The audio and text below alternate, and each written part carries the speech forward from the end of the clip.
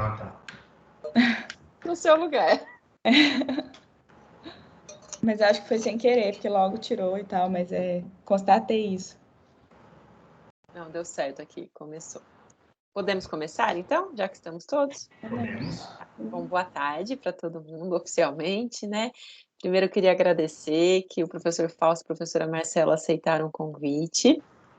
E, Maria Luísa, pode ficar à vontade com a sua apresentação, utilizar os slides, você tem até 20 minutos, e depois a banca pode lhe fazer perguntas, pontuar correções, enfim, fazer a arguição que achar devida, tá? Fique à vontade. Obrigada.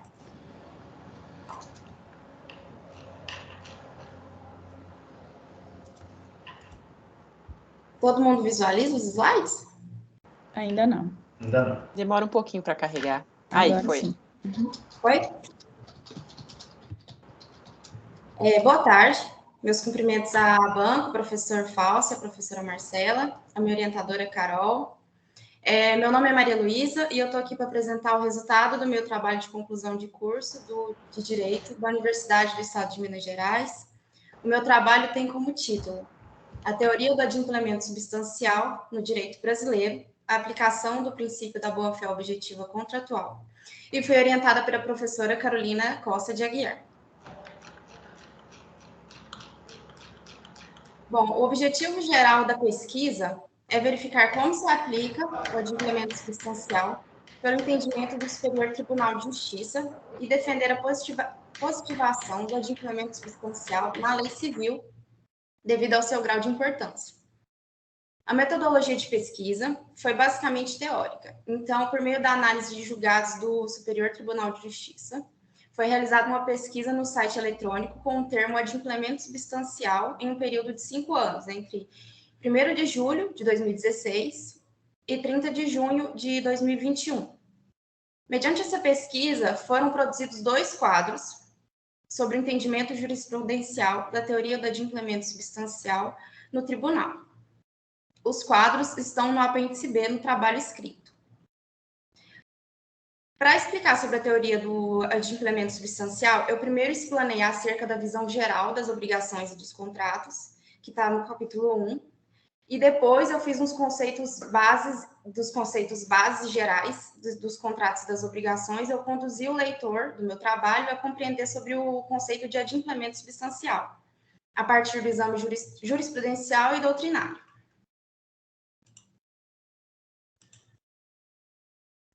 No que tange à importância das obrigações, deve-se considerar que a obrigação é transitória. Ela nasce com necessidade de extinguir. Nesse sentido, o direito das obrigações se refere à parte do direito que estuda os vínculos jurídicos patrimoniais que se formam para satisfazer o interesse dos envolvidos. Então, pode-se dizer que as obrigações estão diretamente conectadas por uma atividade econômica. O direito das obrigações em si envolve relações privadas patrimoniais. Por isso, gera grande influência social, uma vez que possui influência direta na estrutura econômica. Um fator importante para a escolha do meu tema foi a relevância dos contratos na sociedade econômica atual. O contrato pode ser entendido como um sinônimo de operação econômica e a fonte essencial de circulação de riquezas na sociedade capitalista. Garantem liberdade individual em cada relação jurídica e em meios sociais diferentes, o contrato se adapta a cada sociedade.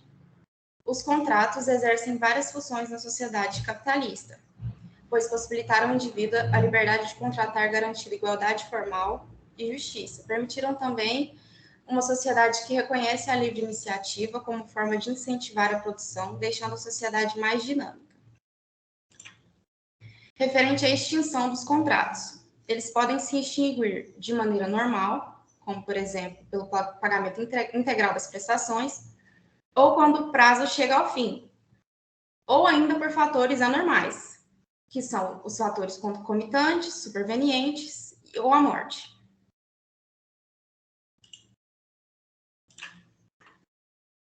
Visto isso, a teoria do adimplemento substancial não é causa de extinção do vínculo contratual e se distingue da espécie de causa superveniente da extinção do contrato, no caso, a resolução.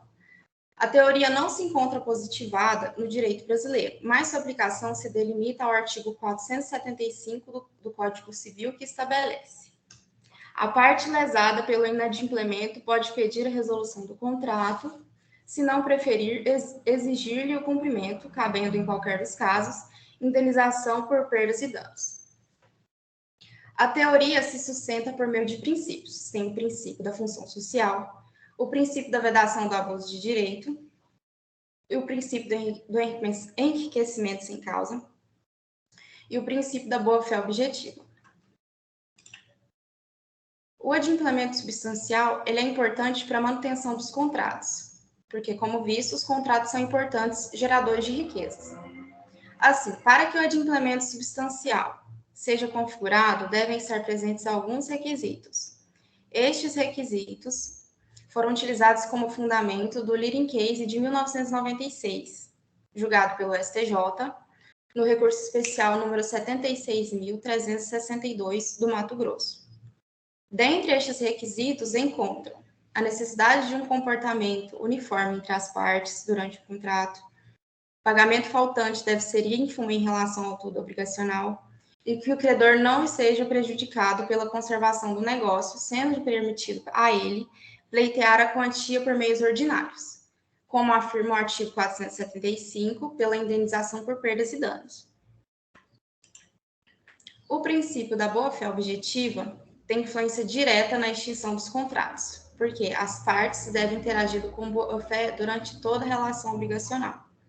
A presença da boa-fé nesses casos, sem ocorrência de qualquer abuso, mais os requisitos necessários, permitem a aplicação da teoria do adimplemento substancial.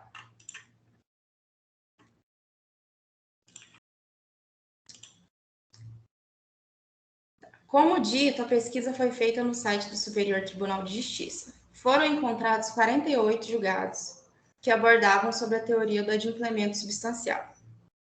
Essa pesquisa gerou dois quadros, o quadro 1 e o quadro 2. No quadro 1, eu descrevi simplificadamente sobre a classificação de cada julgado em relação ao número do processo, o assunto, o órgão julgador, o relator, a data do julgamento, se houve julgamento de mérito sobre a teoria do adimplemento substancial, se houve a fundamentação pelo princípio da boa-fé objetiva, os motivos da aplicação do adimplemento substancial, e se houve provimento, não provimento, ou denegação ou parcial provimento da decisão.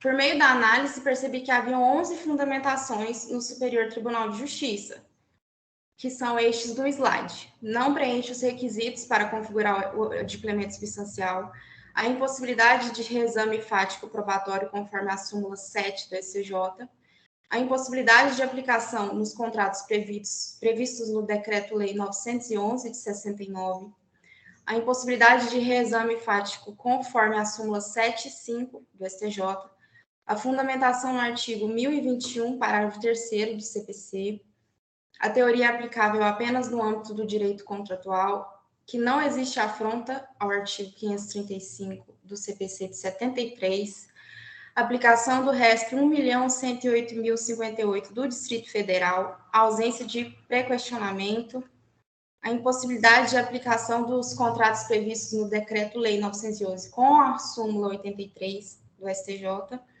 e a inaplicabilidade conforme a súmula, está tampando aqui para mim, 543 do STJ, com a súmula 83 também do STJ.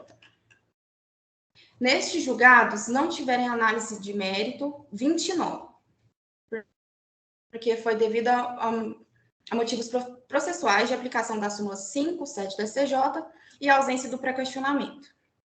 O primeiro resultado foi referente à aplicação da teoria do adimplemento substancial pelo preenchimento dos requisitos do Leading Case. Assim, nesses casos não foi considerado que o pagamento foi ínfimo em relação ao todo obrigacional, e por isso não foi aplicada a teoria.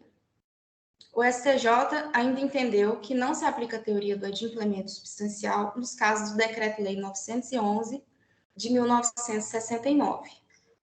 Os casos de alienação fiduciária foram 5 as decisões desse resultado e não foi aplicado porque a lei prevê expressamente que a dívida deve ocorrer de forma integral.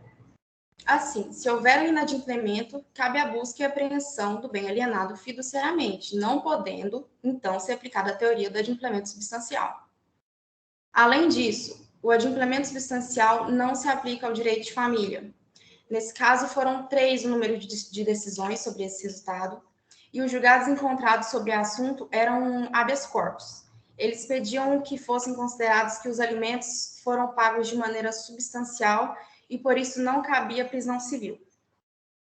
Primeiramente, entendeu que o habeas corpus não tem natureza para isso, porque para analisar se houve ou não o adimplemento substancial, deveria ter analisado o conjunto fático probatório, o que não cabe nesse remédio condicional, em nenhum remédio condicional. E segundo, que os alimentos possuem natureza existencial e o pagamento substancial pode gerar danos ao credor. Ainda ocorreram casos excepcionais. Eu entendi por excepcional os casos que haviam apenas uma decisão. É o caso do artigo 1021, parágrafo 3º do CPC. Este artigo veda o relator a limitar a reprodução de fundamentos da decisão agravada para julgar improcedente o agravo interno. O caso de aplicação do artigo 535 do CPC de 73, que entende que não há negativa de prestação jurisdicional, pois a Corte foi clara e suficiente em relação às questões nos autos, no caso que referia ao adimplemento substancial, e ainda nos casos em que se aplicou os mesmos fundamentos do recurso especial número 1.108.058 do Distrito Federal. Nesse julgado, se entendeu que, em razão de ação consignatória, a insuficiência do depósito realizado pelo devedor conduz ao julgamento de improcedência do pedido, pois o pagamento parcial da dívida não extingue o vínculo obrigacional. Houve casos ainda de aplicação conjunta da súmula 83 do STJ com outro dispositivo. São os casos da súmula 543 do STJ, com 2 decisões, e do Decreto-Lei 911 de 69, com 4 decisões. A súmula 83 entende que não se conhece do recurso especial pela divergência, quando a orientação do tribunal se firmou no mesmo sentido da decisão recorrida. Assim, o STJ já firmou entendimento sobre o Decreto-Lei 911 de 69 e sobre a súmula 543 do STJ. Ou seja, também nos casos de resolução do contrato de promessa de compra e venda submetidos ao Código de Defesa do Consumidor por culpa exclusiva do promitente vendedor, que é o que prevê a súmula 543 do STJ. Bom, esse trabalho permitiu que eu chegasse à conclusão que o Superior Tribunal de Justiça continua utilizando os requisitos previstos no Leading Case de 1996. Foi interessante também analisar como a teoria do adimplemento substancial vem sendo aplicada atualmente e como é importante que o assunto seja positivado na lei civil. Eu acredito que seria muito interessante se essa pesquisa também fosse realizada em um tribunal estadual, mas devido à falta de tempo eu não consegui fazer essa análise, mas acredito que ainda seja uma ideia interessante para pesquisas futuras minhas ou para outros acadêmicos também. Eu quero agradecer à minha orientadora Carol pela paciência durante a realização do trabalho, pelas dicas. Agradeço a atenção de todos e eu estou à disposição para perguntas. Obrigada, Maria Luísa. Você poderia, por favor, parar de compartilhar os slides? Para ficar um pouco melhor, né? Para os professores conversarem com você. Obrigada. Obrigada pela apresentação. Eu passo a palavra, então, em ordem alfabética para o professor Fausto, para que faça suas considerações. Bom, pessoal, boa tarde, né? Agora oficialmente, depois de ligada à gravação. Boa tarde, Maria Luísa. parabéns pela apresentação do trabalho, obrigado pelo convite, obrigado, professora Carolina. É um prazer estar aqui com vocês e também com a professora Marcela, né, dividindo aí essa banca, né, para a gente avaliar o trabalho da Maria Luísa. Maria Luísa, primeiro eu queria te parabenizar pela escolha do tema, que é um tema extremamente interessante e complexo, porque justamente pela falta de previsão legal, a gente vê essa instabilidade do judiciário em aplicar ou não aplicar em determinadas situações ou não. Mas eu achei que você foi extremamente, assim, cuidadosa, tanto na escolha do tema, como também na forma de apresentar a metodologia da pesquisa em si. Você não se ateve tão somente às questões bibliográficas, mas foi a fundo, procurou jurisprudência, fez a construção desse material aqui, que ficou muito bem feito, né? Então, queria te parabenizar por isso. Eu vou fazer apenas algumas pontuações, né, que em nada diminui a qualidade do seu trabalho, é só mesmo a título de sugestão mesmo, que depois você pode ver com a sua orientadora, tá? Mas só para a gente trocar algumas ideias e ver alguns pontos que podem, assim, né, ser depois trabalhados. No primeiro momento, Maria Luísa, eu falo que é o seguinte, eu sempre falo isso, a Carol já sabe, a Marcela também. Eu sempre gosto muito de ler os agradecimentos do TCC. E achei que você foi tão tímida nos seus agradecimentos. Eu falo que gratidão é uma coisa tão importante, né, na vida da gente, de tudo. Eu achei que você foi muito tímida. Você escreveu lá, acho que 2 parágrafos. Foi sucinta. Agradeceu, tudo bem, né? Mas, assim, mesmo sendo um trabalho científico, você pode deixar aqui sua emoção aflorar um pouquinho mais, né? Para que você possa... Às vezes é porque não tem nada para ser agradecido mesmo, tudo bem, aí é algo seu. Mas, assim, às vezes muitas pessoas ficam com receio de... Porque já que o trabalho é tão técnico, né? De, às vezes, nos agradecimentos, deixar claro aqui. Mas, especialmente para a sua orientadora, né? Que dispensou aí um tempo para você, como você bem falou. Então, eu acho bacana trazer isso no trabalho também, para não ficar aparecendo depois para os leitores que sua orientadora não te ajudou em nada, tá certo? Mas é só uma dica boba mesmo. Mas é porque a gente gosta, né, Carol, de ver essas coisas, Marcela, a gente sempre comenta, que é bacana de ver, assim, a construção de vocês. A primeira coisa que a gente lê, né, Fausto? Primeira coisa, você com os agradecimentos para ler, assim, eu acho muito legal, às vezes a gente emociona, é bacana, assim, ver tudo isso. Porque a gente já passou por isso também, a gente sabe quão difícil né? Maria Luísa, depois, só para você não se esquecer, tá? Lembrar de colocar o nome dos membros da banca lá na página 3. Como já foi escolhido, depois na hora de fazer o depósito final, só para não ficar sem. E assim, eu acho que você não colocou também aquele... eu esqueci o nome do... Porque assim, você não colocou o nome da sua orientadora, né, na primeiro nome e depois os próximos, mas não tem problema, depois você coloca, preenche tudo direitinho. Seu resumo, achei que ficou super bacana, né, contendo todos os elementos necessários para o resumo. A introdução, Maria Luísa, assim, você precisa padronizar a sua escrita, tá? Ora você escreve no passado, ora no futuro. Eu entendo que a introdução deve ser escrita no passado. E aí você tem que, então, padronizar toda essa escrita. E eu sugiro ainda que você coloque aqui na sua introdução, logo no início, uma breve conceituação, uma breve introdução mesmo da temática, porque você já começa falando dos seus objetivos. Mas talvez para o leitor que não conhece, que não sabe o que ao chegar na introdução, se você coloca ali, por exemplo, a teoria é uma teoria, uma coisa simples, de 1 parágrafo, 2 parágrafos, só para que depois você venha complementando, dizendo que o seu trabalho tem objetivos X, Y e Z, tá? Mas fora isso, eu também senti falta de você explicitar como é que você subdividir seus capítulos na introdução. Eu sempre gosto de ver isso também, porque, na verdade, quando a gente está lendo a introdução, a gente já parece ficar com aquela expectativa do que vai ver na frente. É claro que eu já vi o sumário, eu já vi o que você se propôs, mas é bacana ver da pessoa que está escrevendo o trabalho, verificar como é que você pensou naquela organização dos capítulos. Então, olha, no primeiro capítulo foi tratado isso, isso e isso, no segundo capítulo aquilo, né, e assim sucessivamente.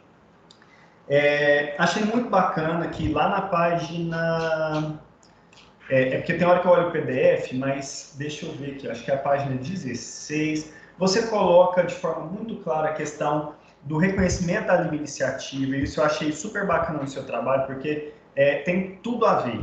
Porque quando a gente pensa na ideia da livre iniciativa, né, você associando que as pessoas têm a liberdade, que é preconizada pelo próprio Código Civil, em todos os aspectos, tanto no âmbito do consumo, quanto na parte de proposições de iniciativas. Então, você trazer esse elemento é importante, porque quando a gente vai analisar o adimplemento mesmo, o inadimplemento substancial, automaticamente, a gente faz um link, né? Então, das liberdades que a gente tem e da onde a gente chega por determinadas situações que são alheias à nossa vontade. E até já fica de sugestão que lá na página 18, o item 1.3, você colocou o subtítulo de autonomia da vontade privada. É claro que isso está certo, não vejo que está errado, mas eu te sugeriria escrever autonomia privada da vontade, tá? Só por uma cautela mesmo, assim, não vou falar que está incorreto, mas por uma cautela mesmo de como você apresenta. Lá na página 19, eu fiquei com uma dúvida que eu queria que você me explicasse, que de verdade, assim, eu achei interessante, mas eu não consegui entender qual que é esse conceito do Aguiar Júnior de 2003, eu acho que está no primeiro, segundo, terceiro, quarto, quinto parágrafo, que ele fala que o incumprimento pode ser imputável por culpa do devedor ou inimputável resultante da culpa do credor. E eu te pergunto isso porque, na verdade, quando a gente pensa nessa terminologia de inimputabilidade, é quando a gente não atribui a culpa, né? Ou atribui na seara penal, inclusive. O inimputável, por exemplo, é aquele que não tem lá, talvez, estou dando um exemplo, né? A maioridade ainda penal, não atingiu a maioridade penal, então ele é inimputável. Como que você associa isso com a ideia do adimplemento substancial? Como que você chegou nessa, e como que você acha que deu a entender que isso é do Aguiar Júnior, porque está no mesmo parágrafo. Mas como que você entendeu isso? Eu vou abrir ele aqui, só um minuto. Tá, pode ficar à vontade. Na página 19. Tá. Primeiro, segundo, terceiro, quarto, quinto parágrafo.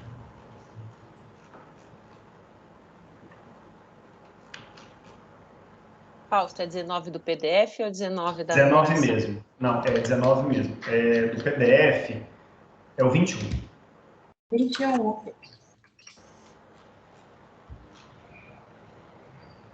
Vocês sabem que eu ainda sou antigo, eu vou fazendo tudo no papelzinho. Aí eu escrevo aqui a página do PDF e entre parênteses a página do trabalho, né? Porque senão eu me perco totalmente também. 1, 2, 3, 4, 5. Tá. Deixa eu fazer uma leitura aqui para eu... Tá, pode ficar tranquilo. Pressa não.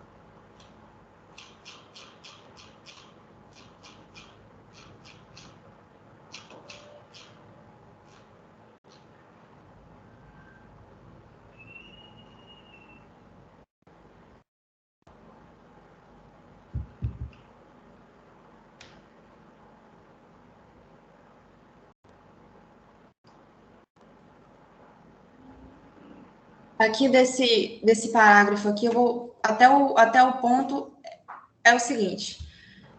O incumprimento, referindo ao parágrafo anterior, pode ser imputável por culpa do devedor ou inimputável quando é culpa do credor.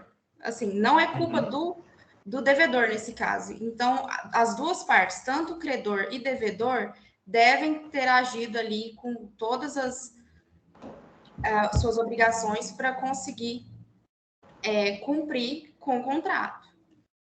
Eu entendi, mas olha só para eu entender um pouquinho, veja bem, porque assim, o credor, ele é aquele que vai receber a obrigação, certo? E a gente está falando aqui do inadimplemento, que na verdade ocorre pelo devedor. Então, assim, eu quero só saber sua opinião mesmo, tá? Opinião pessoal. Como que você associa essa fala do Aguiar Júnior com a ideia de culpa do credor? Quando que o credor pode ter culpa de um devedor não te pagar? Tipo assim, sendo mais... É o que aqui se aplica, por exemplo, à súmula 543 do STJ, que aí é por culpa exclusiva do promitente vendedor, por exemplo, no Código de Defesa do Consumidor, não se aplica a teoria do adimplemento substancial, se é isso que eu consegui entender. Nesse caso, então, se você acha que foi culpa do credor, não se admitiria essa teoria. Se for culpa do credor, não se admite a teoria, porque aí teria já como é que é a palavra? Influenciado todo aquele contrato, a boa-fé, desde o início do contrato. Legal. Então, já teria rompido com todos aqueles pré-requisitos de formação de um contrato, de uma obrigação. E aí, só aproveitando o gancho, qual a influência que você vê dessa teoria diretamente no âmbito do direito do consumidor? Porque, assim, o consumidor ele já é visto sobre a ótica da vulnerabilidade ou da hipervulnerabilidade. Então, assim, é como se, só para a gente pensar, isso é para problematizar, tá, Maria Luísa? Quando você assume lá um compromisso, você vai lá e assume um parcelamento, né? E você trabalha, é aquela coisa, existe o caso fortuito, a coisa maior, mas tem aqueles casos que são previsíveis, né? E isso também se adequa à figura dos vulneráveis e dos hipervulneráveis. Como você enxerga, então, essa teoria à luz do direito do consumidor? Ou você não chegou a olhar sobre isso? Não, com certeza. Inclusive, no Green Case, era o seguinte, era como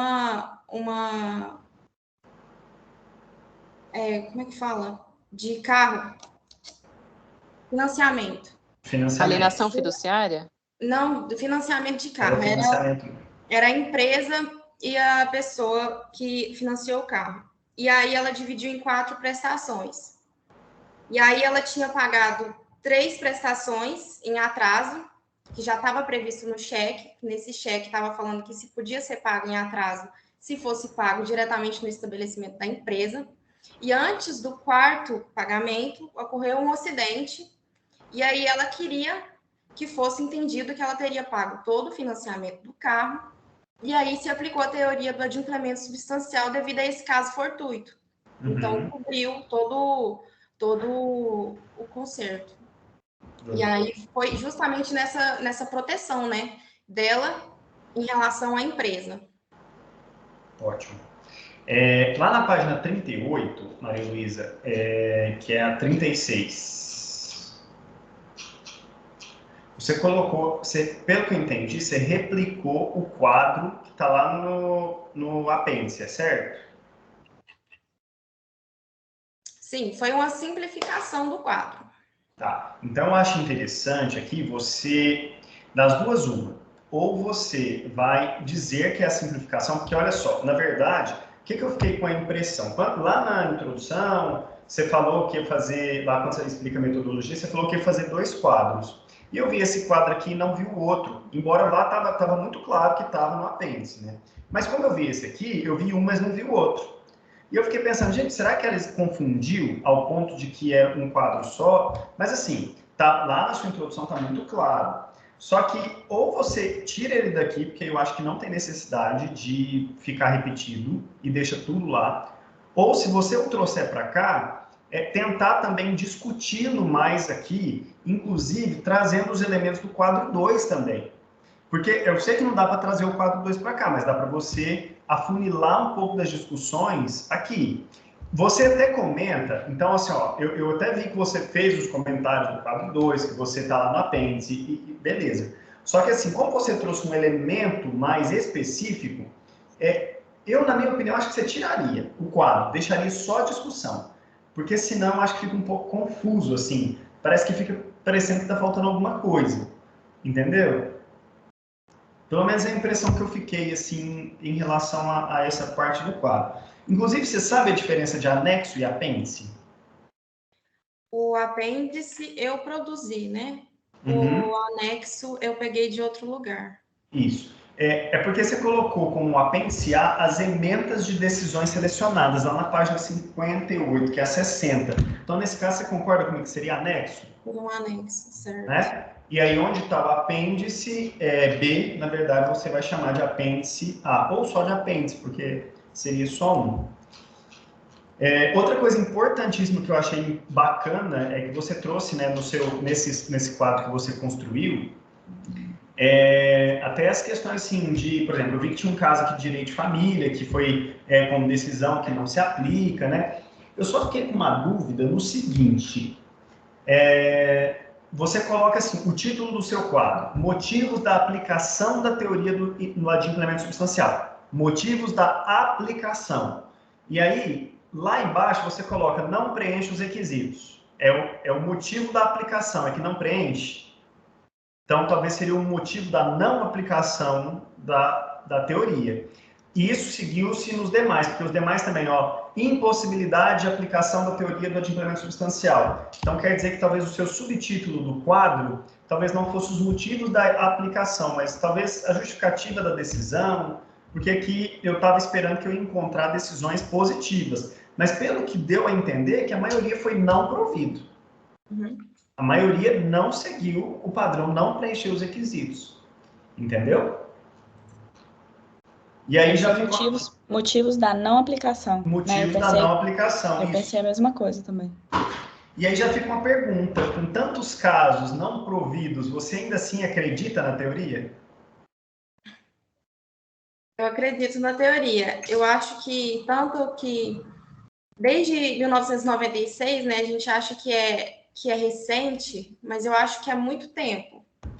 Eu tô com 22 anos aí, então eu acho que já é a hora de aplicar realmente o adimplemento substancial na lei civil, tanto como defesa do contrato, da constituição dele, estabelecendo todas aquela base de formação, e em relação tanto à preservação do credor quanto do devedor na relação obrigacional. Uhum. E assim, e para finalizar, eu vou falar duas coisinhas. A primeira é que a única coisa que talvez seria bacana, Maria, mas assim, não para agora, tá? Para quando você for dar seguimento aí nos seus estudos, às vezes vai publicar um artigo, eu daria uma sugestão para você associar a figura da teoria do adimplemento, do adimplemento substancial com a nova questão do superendividamento, Carol. Porque talvez dá para fazer um casamento bacana aqui, né, dessa ideia do superendividamento e a teoria, como uma forma, mas assim, quando vocês forem publicar um artigo, eventualmente, tá, só a título de sugestão. E a outra coisa que eu queria contar para vocês é que eu passei por um caso no escritório, gente, só para compartilhar mesmo, né, de um cliente que ele tinha feito um financiamento de um imóvel em 30 anos.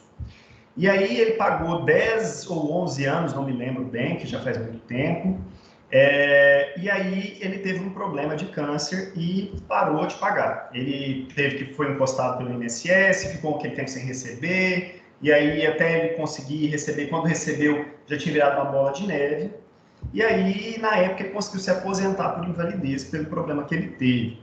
E na cláusula lá tinha um contrato, no contrato tinha uma cláusula dizendo que em caso de aposentadoria por invalidez, por exemplo, o contrato seria totalmente cumprido, né, seria quitado.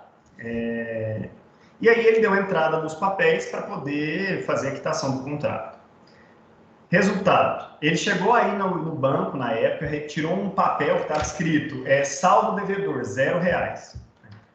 E aí, depois de alguns anos, ele foi notificado de uma ação na Justiça Federal, cobrando aquele período em que ele ficou sem pagar, que teria sido algo em torno de 4 meses, 4 ou 5 meses, que foi o período que ele parou de pagar até ele começar a receber o benefício e depois pediu aposentadoria, então foi algo muito rápido, foi algo em torno de 4, 5 meses. E aí, cobrando ele, né, a respeito desse imóvel, ele com esse documento em mãos de que devia R$0, pessoa simples, falou, eu não devo nada, então isso deve ser engano. Deixou, o processo correu à revelia, ele foi novamente surpreendido anos depois com uma ação de desocupação do imóvel, pedindo que ele se desocupasse do imóvel, porque o imóvel havia sido levado a leilão e ele tinha perdido o imóvel no leilão. Nós juntamos, na época, eu entrei com uma agravo de instrumento, na época da liminar, porque a juíza deu a liminar para que ele desocupasse em 30 dias o imóvel. Apresentamos todas as documentações, nós conseguimos eliminar no tribunal e pedir a aplicação da teoria do adimplemento substancial, porque, em tese, em relação ao contrato todo, era 30 anos e tinha 4 meses que, em tese, estava sem pagar, né? E, na questão do mérito, depois, o tribunal entendeu não ser possível, porque, em tese, ele teria deixado o processo da revelia lá na Justiça Federal. Então, nesse caso, não foi possível também aplicar, então foi alegado que não havia preenchido todos os requisitos, embora, ao meu ver, nesse caso, seria um caso, assim, escrachado, ele acabou, infelizmente, perdendo o imóvel, por conta de 4 meses. E detalhe, o leilão não foi suficiente para pagar o valor da dívida, de 4 meses. Então, enfim, né, eu também penso como você, Maria Luísa, que precisa ser positivado, precisa ser...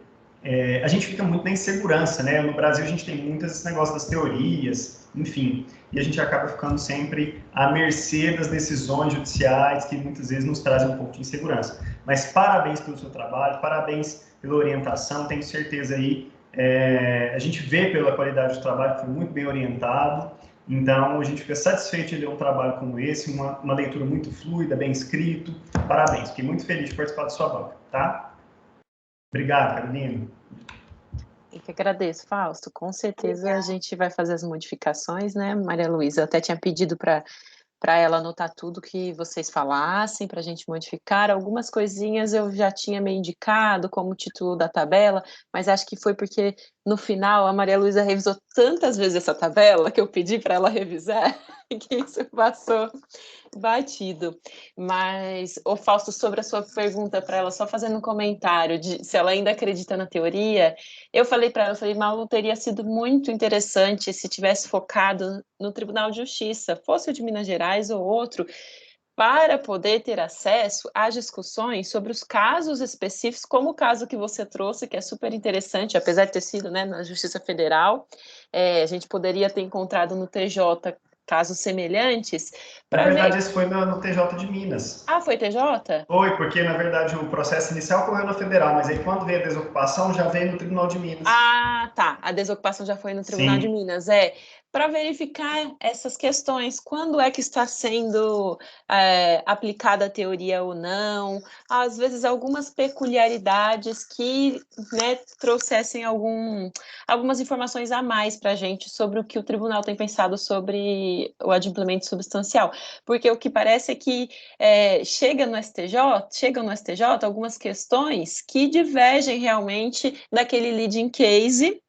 E o que não diverge do lead case, provavelmente, eu não sei, só uma pesquisa jurisprudencial para confirmar, mas provavelmente acaba ali no TJ mesmo, muito possivelmente. Então, até falei para a Maria Luísa que se um dia ela for fazer uma especialização, né, em direito civil, que daria para continuar essa pesquisa, agora focando no TJ, infelizmente não deu tempo, mas teria sido ótimo. Ou eu vou sugerir para outro aluno para a gente discutir no próximo semestre, daqui a um ano, a gente volta para uma banca com a etapa 2 desse... Mas legal, mas é isso mesmo. E o bom é que a gente vai vendo essas dinâmicas, né, assim, de uma pesquisa, por isso que é bacana a pesquisa, né, que você vai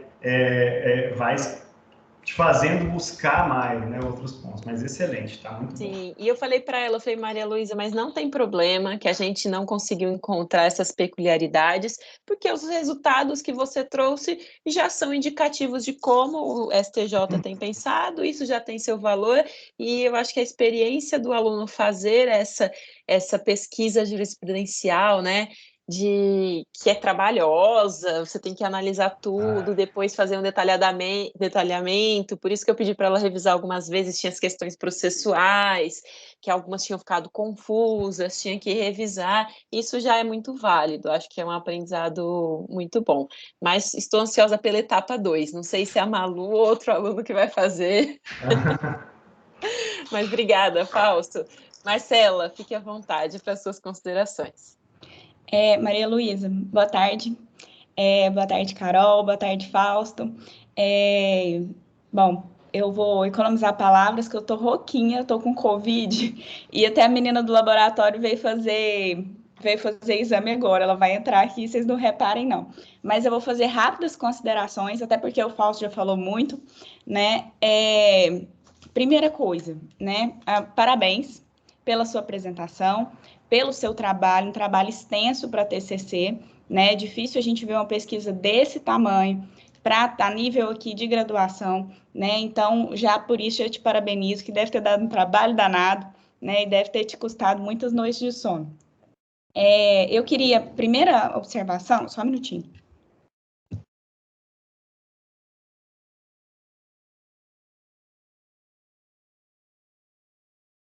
Marcela, fica à vontade aí que a gente te espera, fica tranquila. Ué, então eu posso coletar? É rapidinho. Coleta aqui, então, vai ser rapidinho, tá fica à bom. vontade. Fausto, tem algum problema? De jeito nenhum, pode Vai ficar lá tranquilo. então, Marcela.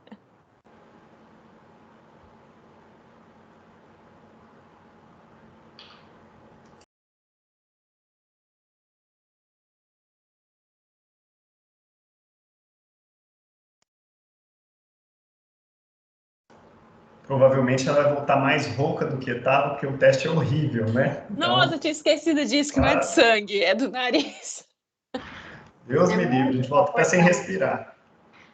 Horroroso. Coitada, eu não sabia que ela estava com Covid, senão a gente até poderia jogar mais para frente, né? Ela até me mandou uma mensagem um pouco antes da banca aqui e tal, falando, mas aí ela mesma falou, nossa, mas a gente sabe que o aluno fica tão ansioso, né? Vamos fazer.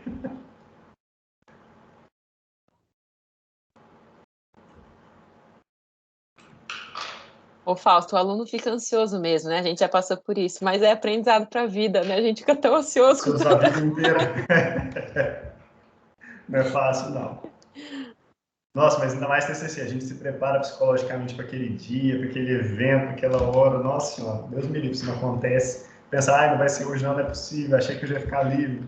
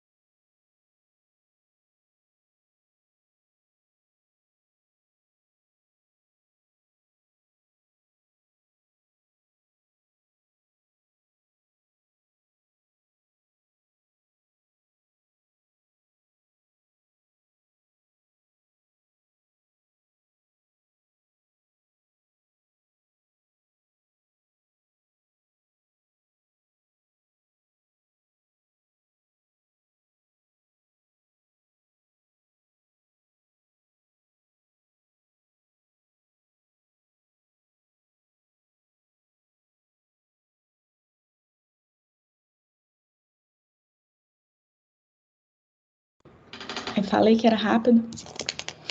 Rápido e horrível, né? Você não sabe se espirra, se tosse, mas foi rapidinho. Bom, então, né, voltar aqui para as minhas anotações. A primeira coisa que eu queria observar, eu não sei se a Carol concorda comigo ou o Fausto, tá? Mas, assim, nos trabalhos que eu faço, eu não gosto de colocar citação na introdução. Eu gosto de deixar mais para o meio do trabalho, porque senão você fica entrando muito em detalhe aqui, e a parte aqui é realmente se apresentar o trabalho para o leitor. O Fausto falou que gosta da introdução no passado. Eu gosto da introdução no futuro. Porque, tipo assim, apresentar que você vai encontrar no trabalho isso ou aquilo outro, né? Então, vai ficar aí pelo que você achar que vai ficar mais bonito. A divisão dos capítulos que o Fausto falou, eu acho importante, até anotei para falar também. Ele falou, vou falar dessas coisas assim, mais de aparência do trabalho, né? E depois eu entro no conteúdo. Aquela questão da tabela, eu também, quando eu estava lendo, você falou 2 tabelas, eu fiquei assim, quê? 2 tabelas? Aí eu procurei a tabela para comparar, né? Você falou que tinha 2, não achei a segunda. Depois que eu vi, na hora que eu cheguei no final, né? Aí eu vi que estava completinho lá. Sabe quando dá aquela sensação que tá faltando? Isso, assim, uma primeira olhada que eu dei. Então, assim, eu concordo com o Fausto de você deixar no corpo do texto só aquelas observações que você fez com relação à pesquisa, né? E deixar as tabelas só lá para o apêndice. Porque eu acho que elas não são tão necessárias assim lá no meio do texto. Que mais? Com relação... O Fausto falou que você colocou autonomia da vontade privada, certo? O Enzo Roppo, eu acho que a pronúncia do nome dele é assim mesmo, Roppo. Você até usou ele várias vezes no trabalho, e ele mesmo fala que a autonomia da vontade é um termo que seria ultrapassado. Por quê? Porque no modelo liberal, né, o liberal puro, a gente fala em autonomia da vontade. Quando a gente fala em contrato, a gente fala em princípio da autonomia da vontade. Por quê? A gente tem realmente essa liberdade, né, de escolher conforme a sua vontade, né? Mas isso no modelo liberal, tá? Hoje, no Brasil, né, o nosso modelo não é bem um modelo liberal mais, né? A gente veio com conquistas sociais, né, que derrubaram um pouco essa liberdade. Então, o Enzo Roppo, ele fala que a melhor forma de chamar esse princípio seria autonomia privada, tá? Então, não é autonomia da vontade mais, por quê? Porque essa vontade ela é mitigada por outros princípios de contenção, né? Por exemplo, a função social, a boa-fé objetiva, que você mesma fala no trabalho, né? Então, ele fala que a melhor forma de tratar aqui seria dessa autonomia, chamá-la de autonomia privada, tá? Ela não é pura, mas ela é então, a gente pode chamar esse nome, então, né, preferir o termo autonomia privada e não autonomia da vontade. Então, autonomia da vontade privada, eu acho que não sei, né, dependendo do autor que você pegou aí, às vezes a gente pode encontrar esse termo, mas eu gosto dessa forma que ele explica, tá? E como você usou ele muito no trabalho, eu acho interessante pensar nisso. A outra questão, o Fausto perguntou também o que você acha, né? Se você ainda acredita na teoria do adimplemento substancial. Você falou muito com relação às vantagens econômicas do contrato, né? Que o contrato é importante, né, para o desenvolvimento econômico e tananã. E será que a teoria do adimplemento substancial, ela não mitiga essa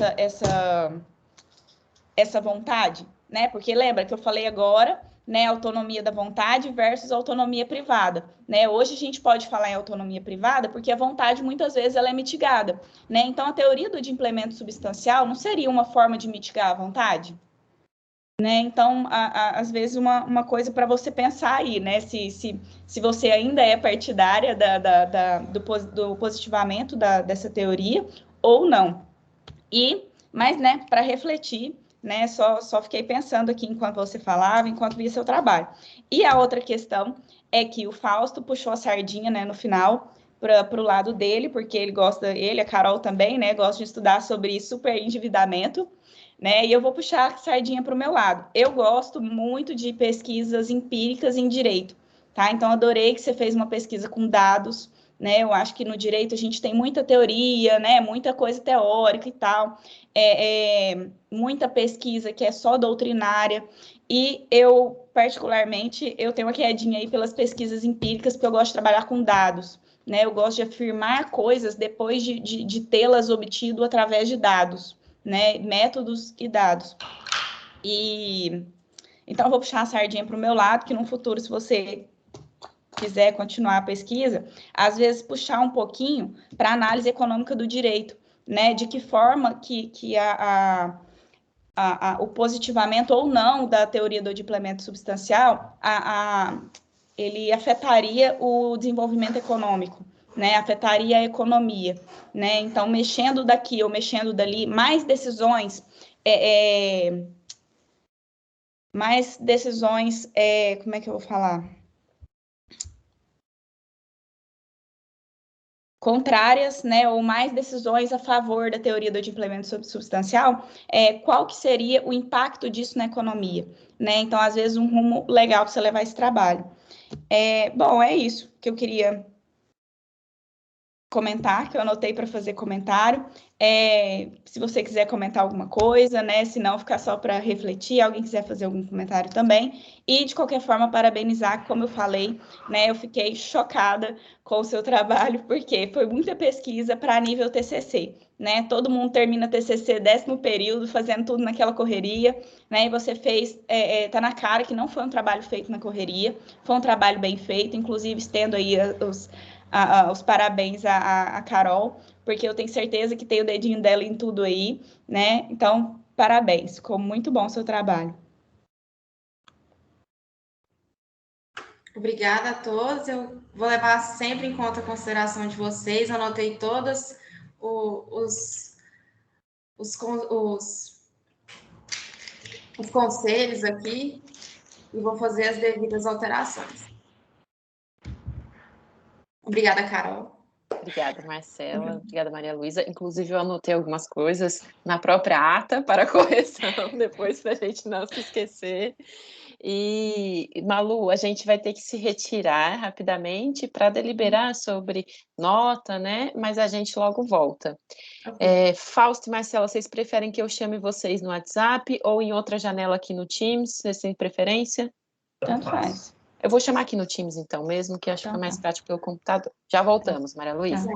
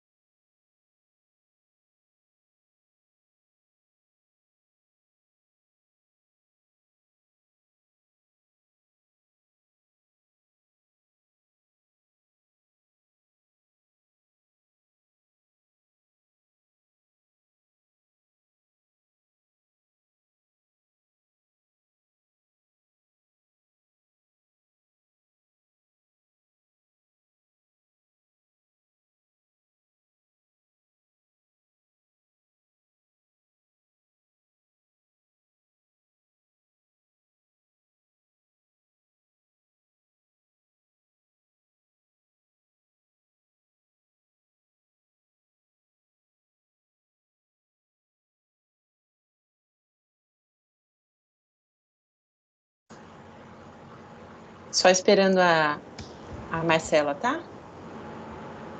Acho que voltou.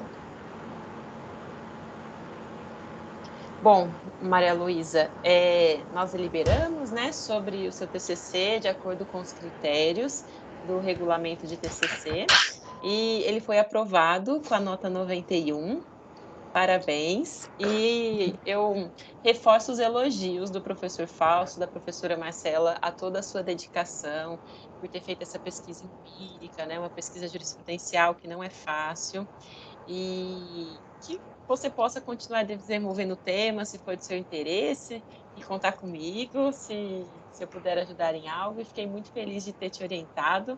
Você é uma das alunas da primeira turma para quem eu dei aula na faculdade, né, na UENG, primeira turma da vida que eu acompanhei, na verdade. Então, eu fico muito feliz de ver você, seus colegas se formando, é realmente uma felicidade muito grande. E parabéns! Em março a gente comemora pessoalmente. Muito obrigada, Carol. Eu tenho só a agradecer. Quando eu pensei em fazer que eu tinha que fazer, já que eu tinha que fazer o TCC, eu só pensei em você para me orientar.